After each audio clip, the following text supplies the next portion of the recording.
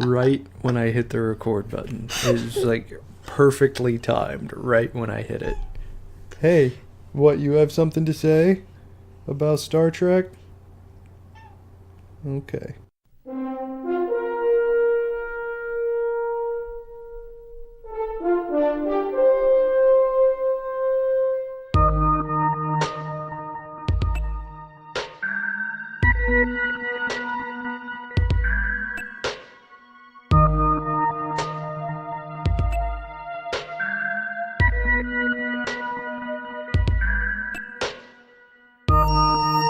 Ladies and gentlemen, welcome back to Discovery Debrief, a podcast that explores all of the nooks and crannies of our favorite spacefaring shared universe as we boldly head in to Season 2 of its latest entry, Star Trek Discovery.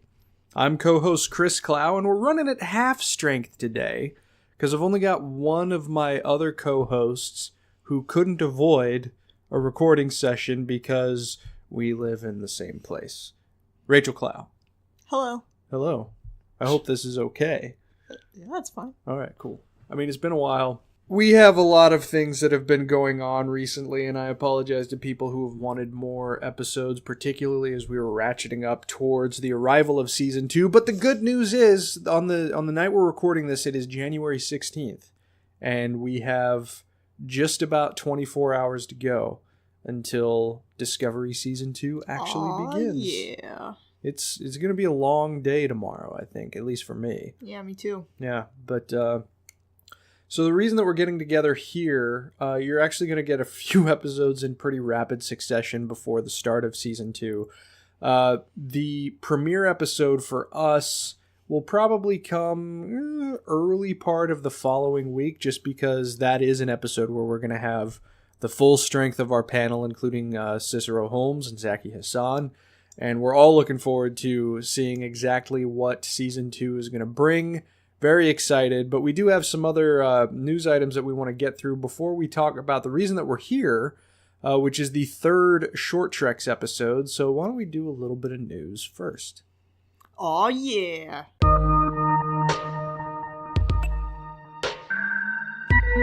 So the biggest news that we probably have to talk about is that CBS has announced a entirely new Star Trek series. So this is going to be the third live-action series that's going to be on the CBS All-Access streaming service, which will focus on Section 31 in the 23rd century, starring Michelle Yeoh as the mirror vision of Philippa Georgiou. Following a report from the Hollywood Trades in November, CBS made the announcement just a couple of days ago from when we're recording on January the 14th that a Section 31 show with Michelle Yeoh is actually officially going to happen. Yeoh, of course, has had a supporting role in Discovery over the last couple of years. We expect to see more of her in Season 2, and I'm sure that they're going to be laying down some seeds for her own show over the course of this next season of Discovery. It'll be produced by CBS TV Studios, Secret Hideout, and Roddenberry Entertainment. Alex Kurtzman, Heather Caden, Rod Roddenberry, and Trevor Roth will be the executive producers. Aaron Byers will serve as co-executive producer along with Bo-Yeon Kim and Erica Lippold, who will also write the series. And this is according to a report at Trek Movie.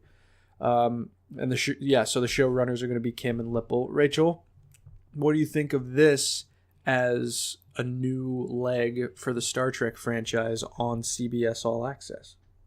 I don't think I'm as excited about Section 31 as maybe some people are. Some people named Chris. But I am really excited about like a female lead. Sure. For a show, a Star Trek show. That's cool. And Empress Georgiou is a very interesting character. Yeah, she is. And always would like to see more of her. Yeah, Michelle Yeoh, I think, shares your particular excitement at the idea of a new female lead for a Star Trek show, because she had a statement that said, "Being a part of this universe and this character specifically has been such a joy for me to play. I can't wait to see where it all goes. Certainly, I believe it will go where no woman has gone before." And, I mean, considering what we saw of Giorgio, of this vision of Giorgio in season 1 of Discovery, it probably has the potential to be the darkest of them. I mean, when you think back on the season finale, when they were on Kronos and they were running around and she was both indulging in the joys of the, what was it, the Orion embassy? Joys of the flesh. Kinda, yeah. I mean, but then, you know, when times came for her to get down to business, she didn't hesitate. So I'm interested in this. I mean, I'll be interested to see as well what else they establish as far as the mythology of Section 31 is concerned. Just because what we've seen for that organization outside of Deep Space Nine officially has been very limited. Mm-hmm. We've only seen maybe the beginnings of Section 31 and a few episodes of Enterprise. I mean, there's tons of novels and comics and external stories that you can absorb to your heart's content, but the initial Section 31 stories in Deep Space Nine posited some pretty interesting history, I think, that you could play around with. For sure. And so it'll be interesting to see how well they operate in the 23rd century. I think it'll be cool to kind of have like an outlet for like dark anti-hero stories in Star Trek. Yeah, in Star Trek. So you can, maybe take Discovery as optimistic as you want to go, because the people who want the like super dark stuff can watch this show. There's something for them too. Yeah. I mean, I guess one of the things that kind of worries me, and it's not even a worry, it's just I'll be fascinated to see how they reconcile this. The Section 31 agents that we saw in Deep Space Nine were hardcore believers in the ideology of the Federation, but at the same time they were willing to break those ideals in order to uphold them, right? Giorgio comes from a totalitarian society who despises everything that the Federation stands for, but now she is going to be one of the people conceivably who behind the scenes are going to be holding up Federation society and greasing the skids to keep it going, to do the dirty jobs that nobody else wants to do. Well, maybe there's some drama there. She's kind of like the rogue agent, right? Yeah. Like, she's good, but she doesn't play by the rules. So she's going to have, like, her M being like, come on. Yeah. Stop it. Or, I mean, maybe he or she, whoever her superior officer is going to be, is just sort of like, I can wash my hands of this now because I can give it to the former tyrant. Yeah. Yeah. No, there's a lot of interesting places that they could go with it. Mm-hmm. And, I mean, I'm definitely intrigued by the idea that we now have 2 series that confirmed to take place in one part of the timeline. And right now, it seems like we know more about this show, considering the fact that she showed up on Discovery already. We know way more about this show, I think, than we know about what's going to happen with Captain Picard. So, yeah. So, pretty interesting. There's no, it doesn't sound like there is any idea exactly when it's going to finally show up, but we know that the Picard show is coming later this year, so we probably shouldn't keep too much of an eye out for the Section 31 show until maybe next year, if I were to guess, but I don't know that for sure. But let's move along a little bit. Alex Kurtzman was recently quoted in an interview with Entertainment Weekly about the way that that Spock is going to be interacting with the cast of Discovery on season 2. He talked about the structure of this season, and he said, quote, "It's very serialized. There are no real one-offs. Every piece of the puzzle is connected to the finale. We work backward from knowing the outcome we wanted to get to," so it sounds like kind of like from season 1. "There are episodes that seem standalone that are fundamentally part of where we're going at the end." Well, that's not too surprising, but so basically, it's season like the same philosophy as season 1. Yeah, they kind of operated off of, if they're working back. The working backwards thing is really strange. I don't know how many other TV shows do that, but maybe it's helpful since Discovery is technically a canonical prequel to sort of work backwards. Yeah. But I mean, I know the last season of Game of Thrones, like not the one that's upcoming from when we're recording this, but the one in the past, they did that. and they did a bad job, but in my opinion. Yeah. So it makes me nervous. But well, I mean, I think we were both critical of the way that the finale played out, just because it seemed like it got to the end way too fast of Discovery. So hopefully that's not a mistake that they make again. Yeah. Seems like if you're working backwards, you could, cool it a little bit. Yeah, maybe. I mean, well, time will tell. But Kurtzman was also on a variety television podcast, Variety, the entertainment trade. And he talked about how what we see from Spock on Discovery could end up being kind of an origin story. So he says that he's a huge sucker for a sibling story. It's one of his favorite kinds of stories. And the idea that Spock and Burnham are playing out this dynamic of logic versus emotion and knew each other before Spock became the character we meet in TOS was so exciting to me. What got me so riled up about it is the idea that we can take season 2 of Discovery and understand how his relationship with Michael informed how he became the Spock we meet in TOS, and that without that relationship, he would never have been prepared for Kirk. That is a new and interesting spin and something really worth talking about, because people haven't seen that before.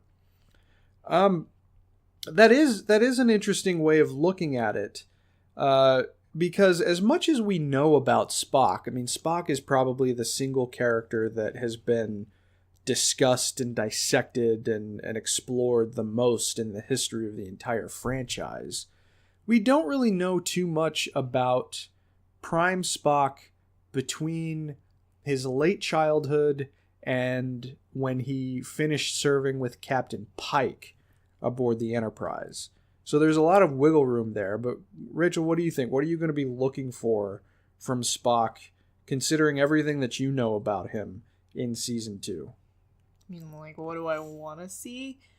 I don't know. What would you be how about this? What would you be dissatisfied with in an exploration of Spock, considering where we're going to be seeing him in this show? Something way out of left field that he never mentions again for some reason, as long as it sort of like fits in with the, like, we have a ton of Spock literature, so to speak, in television literature, and so I think that anything that we see should fit in with all of what we already have, and not retcon things so intensely that it's hard to understand why he would never mention those things again. Now, do you include Michael in that? Because obviously well, I mean, something could happen that he could not mention. I mean, he doesn't talk about his personal life that much. Like, he seems sort of to have a fractious relationship with his dad. Yes.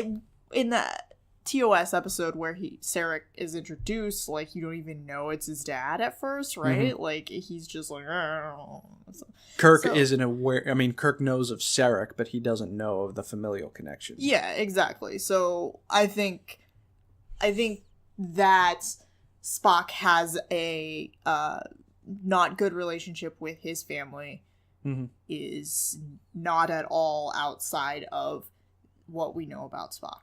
Yeah. So as long as it sort of ends with that, it's fine. If there was a whole giant war that almost wiped out the Federation and nobody ever mentioned it ever again, then you'll have a problem. Yeah.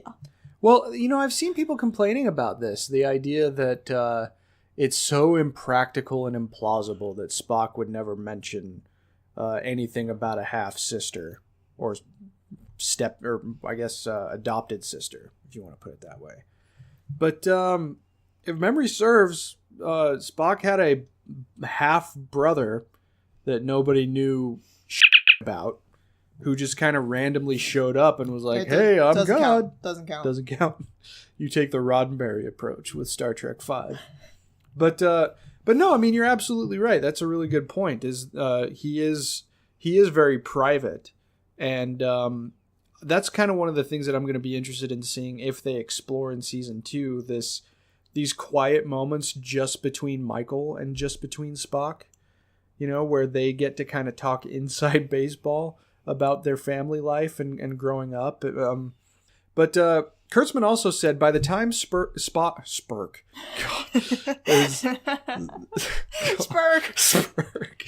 By the time Spock and Kirk are together, which we see them being when you're airdropped into what became the first episode of TOS, Spock certainly works out logic versus emotion over the course of the series and movies, but he's more or less settled into his Vulcan character. And that was an interesting opportunity. Maybe he wasn't always settled into that Vulcan character. Maybe he had to go through a whole journey of logic versus emotion to figure out what was necessary, ultimately was balance. And while Spock always represented the logic of the Enterprise, Kirk was the emotion of the Enterprise, and without his working through that self-exploration and self-discovery work, pun intended, he would never have become that character.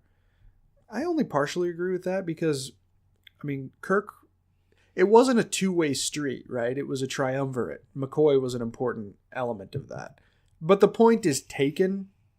I suppose that Spock... There was actually a really interesting story. It's not being published anymore, but there was a comic book series being published by IDW called Star Trek Boldly Go. And it took place in the Kelvin timeline after Star Trek Beyond. And they encountered a Spock of an alternate universe who, I forget what his first name was, but he took his mother's name.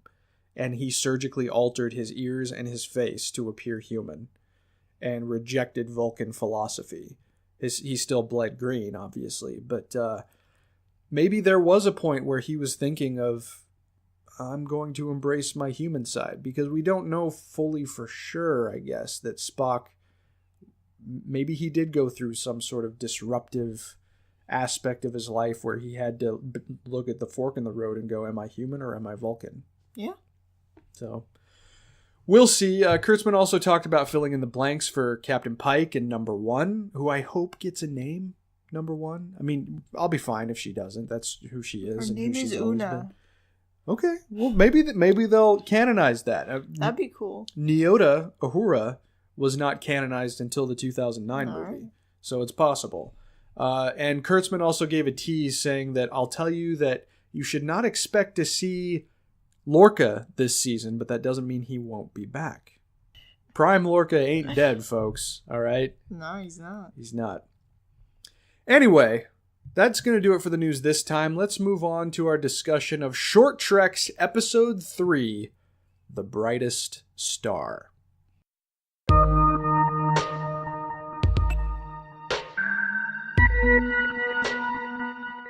So since these episodes are so short, it's in the name, I'll just go through a pretty quick rundown of what happened. So young Saru of the planet Canamar finds himself curious and wants to learn about life outside the pre-warp society of his village with a bunch of fellow Kelpiens. Unhappy with the knowledge that he, like all Kelpiens, will eventually be harvested as food by the predatory Baal, Saru manages to send a distress signal into space from some recovered technology, forbidden recovered technology from the Baal, and it's answered by the USS Shenzhou. Saru departs his homeworld with Lieutenant Philippa Georgiou with knowledge that he may never again return to his planet. Now that's a very, very basic descriptor of this episode.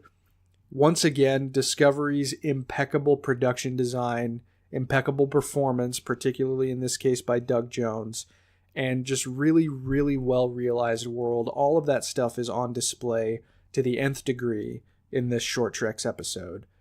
Rachel, your feelings on Saru, it's kind of hard to gauge exactly what you think of Saru. So before you tell me what you think of this episode, give me your perspective as it stands right now on Saru.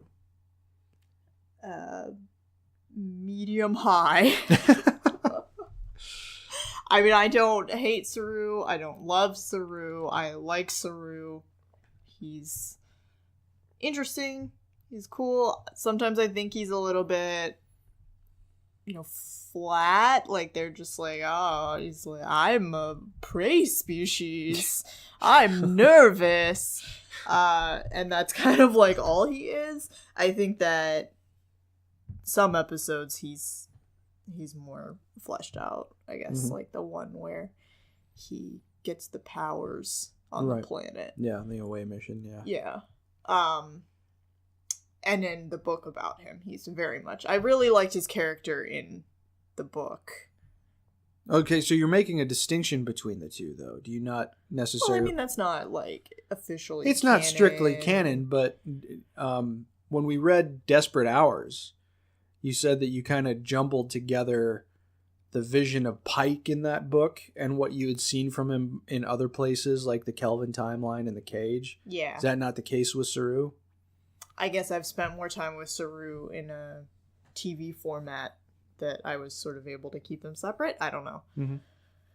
I mean, I liked... You get his internal monologue in the book. Yeah.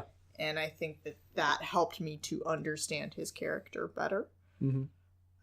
And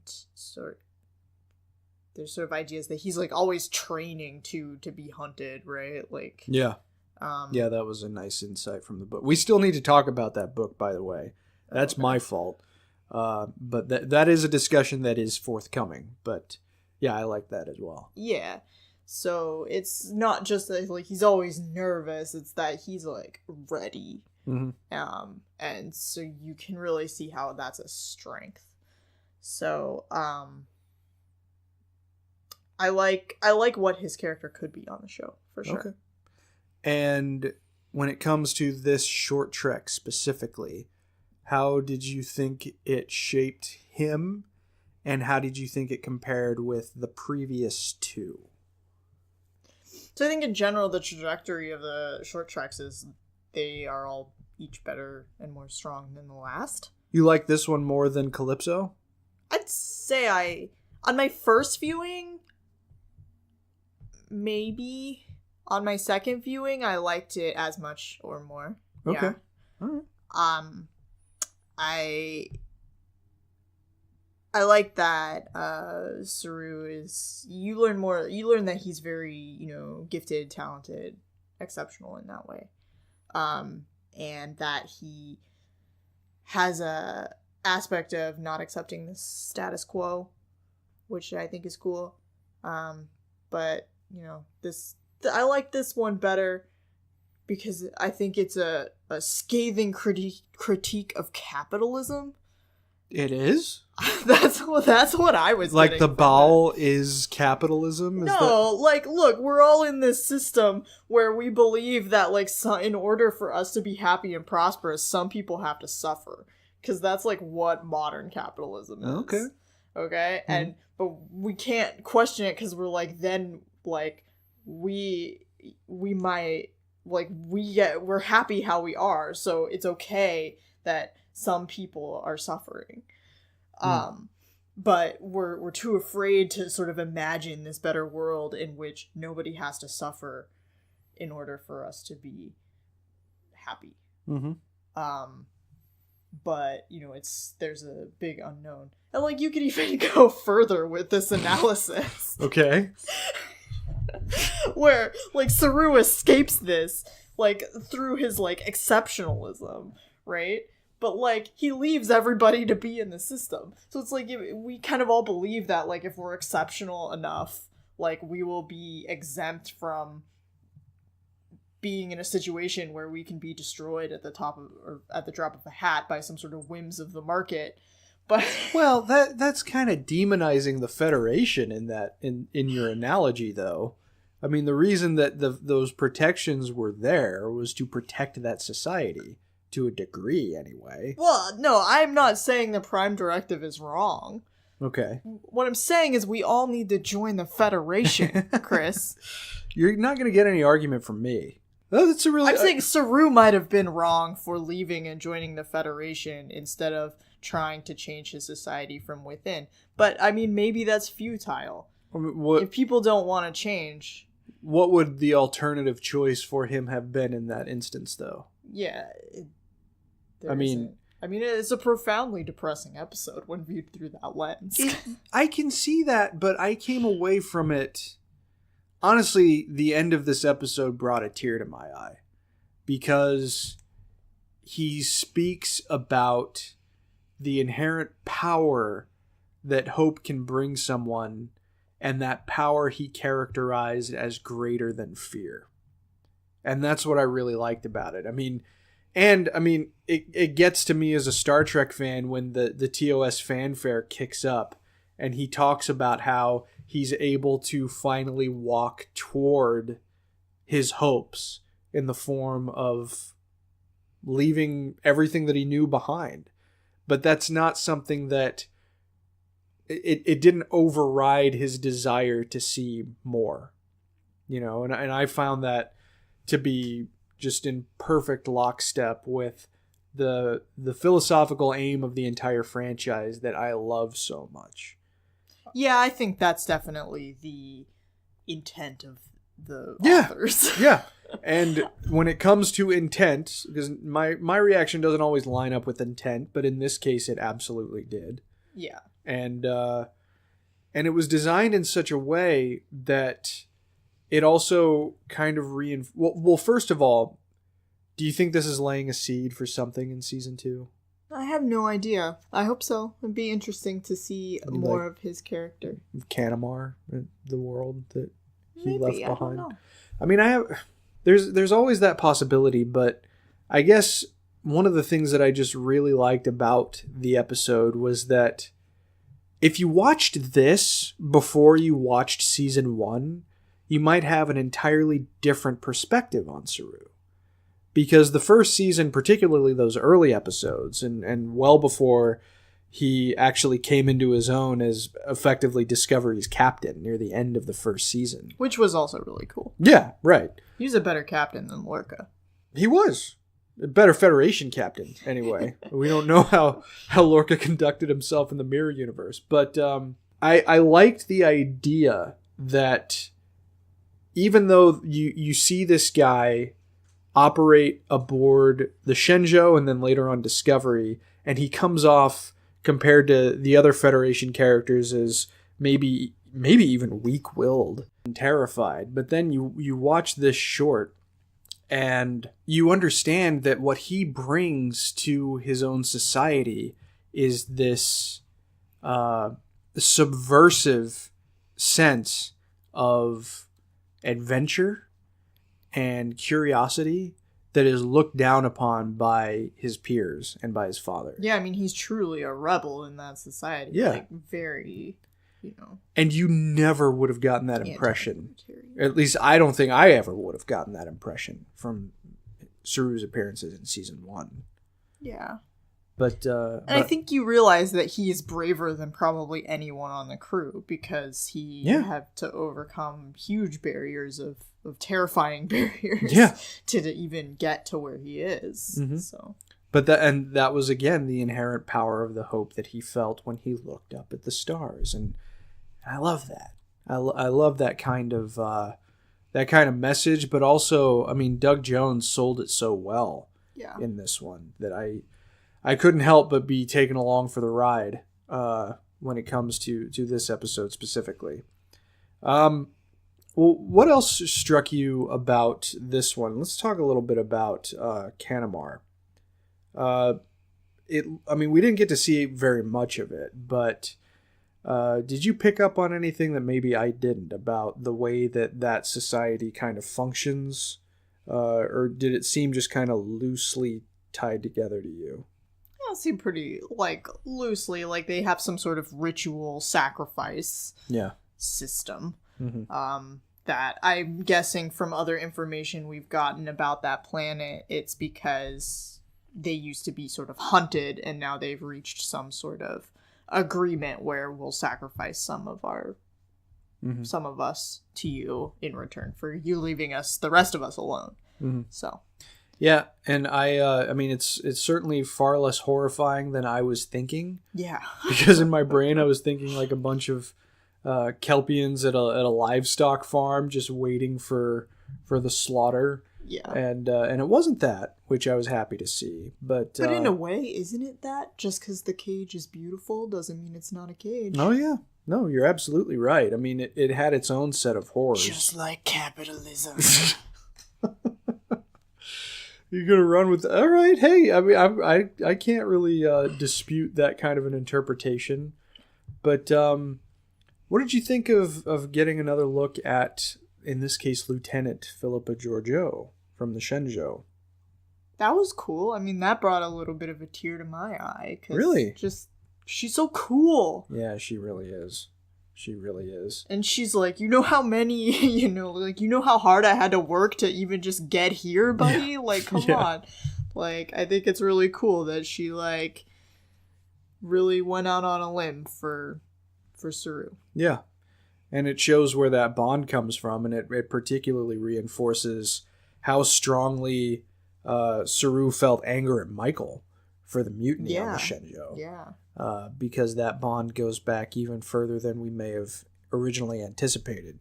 But, again, kind of going back to the subject of the Section 31 show, I'm getting sad again because Georgiou, the quote-unquote real Georgiou, the prime Georgiou, is such a cool character. And I felt really, really fortunate to be able to get even just this slight glimpse of her again. It's very sad. What? I can't see them doing this very much, but I mean, it's possible. Just thinking back to Enterprise in A Mirror Darkly, how Mirror Archer ended up being sort of haunted by how great Prime Archer was. Yeah. And how it literally followed him through the corridors in his own mind on the Defiant. I wonder if Mirror Georgiou, either in season 2 or in her own series that she's getting now, is going to have to confront who she was in the Prime universe. Maybe. I mean, it would be a pretty... I feel like her vibe was not the jealous type, though. Well, at least not the image that she projects. Yeah. It's not even jealousy. It's well, maybe with Archer it was jealousy, but with Georgiou, it could be just a longing, you know, presuming that's even there. I mean, she was the emperor of the Terran Empire, so it's possible that there maybe wasn't. She's like looks down on Philippa Georgiou. You could have accomplished so much more. Yeah. Well, there are definitely a lot of things that this short trek threw down for being only all of maybe 15 minutes long, or a little bit longer maybe. But all right, well, what are your final thoughts on the Brightest Star in comparison, particularly with Runaway and Calypso? You said that you thought that they get successively better.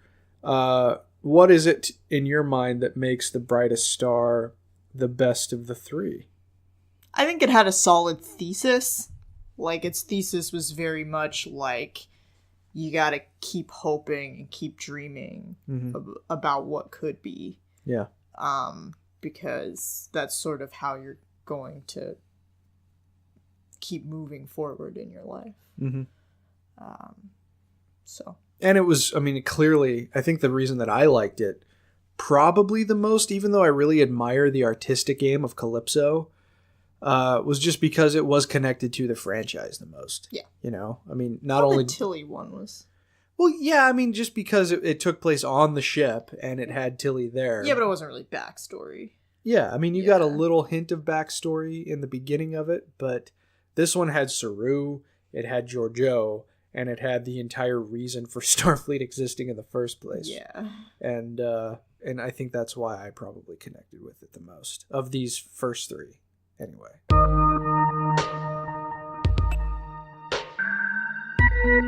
All right, well, that's probably going to do it for episode 31 of Discovery Debrief. We hope you enjoyed the show, and if you did, please like and follow us on our social media channels. If you'd be so kind, we'd also appreciate it if you wrote a review for the show on iTunes or Facebook. It only takes a minute, and we'll be happy to read your review on the air when it is posted. If you have any questions, you can follow the show on Twitter at DSC Debrief, where you can also find all of our individual Twitter handles, and feel free to send us questions through Twitter, our Facebook like page, or by emailing us at hailingfrequencies@discoverydebrief.com. Please be sure to set your courses for this feed for future episodes. You should be able to take in our final look at Debrief's favorites that included Cicero's Choice, which was regeneration from late season 2 of Enterprise. He decided to play with the format a little bit, but I think it made for a pretty interesting discussion and was definitely enlightening when it comes to, I think, all of our perspectives on Enterprise as a whole, but particularly on the idea of the retcon. We had a pretty lively discussion about that, so I hope you enjoyed it. But you should be able to find our episode devoted to Season 2, Episode 1 of Star Trek Discovery within the next week before Episode 2 drops. So, as always, until we meet again, please, go boldly, my friends.